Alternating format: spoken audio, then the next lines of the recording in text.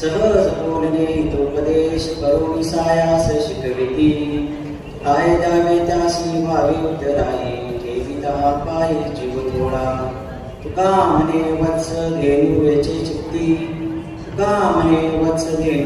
चित्ती तैसे मज इति सांभाळित काय द्यावे त्यासी भावे उतराई ठेविता पायी जीव थोडा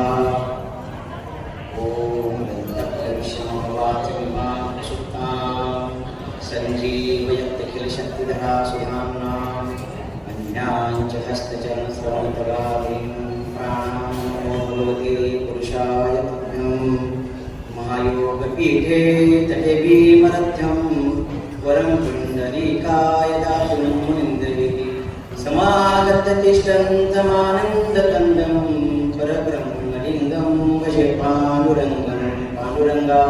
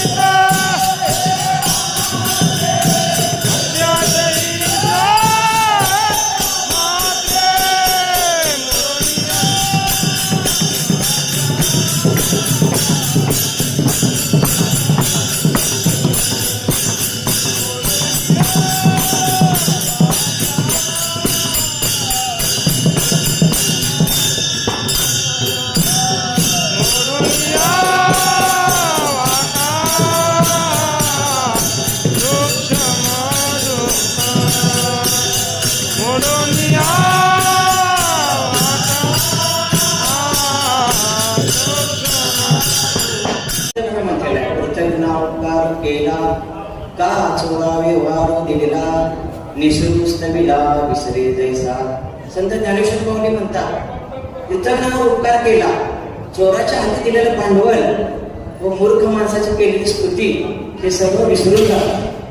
हे 3 उदाहरणं संत ज्ञानेश्वर माऊलींनी आपल्याला सांगितलेले आहे. आणखी एक उदाहरण त्यांनी सांगितलेलं आहे. का जयाचे अंग झाडे पतंगू तैसा तळे रूपाचेनी. पतंग जो आहे तो सुद्धा स्वतःहून त्या दिव्यावरती झेप घेतो, स्वतः मरतोच, पण आपले डोळे किंवा आपल्याला अंधारात लोटून देतो.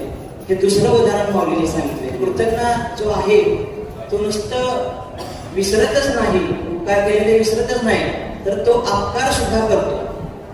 म्हणजे ज्याने कृपा केलेली आहे त्याच्यावर तो अपकार करतो, यालाच कृतज्ञ म्हणतात.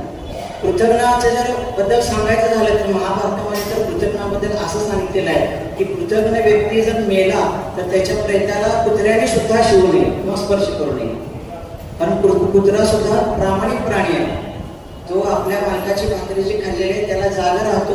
त्याच्या मुलांना जरी त्याला दगड मारला किंवा मारला तरी त्याला तो सावत नाही. पण कृतज्ञ माणसाचा जर मृत्यू पावला आणि त्या कुत्र्याने जर त्याला स्पर्श केला आणि त्याचं मांस जर खाल्लं तर त्या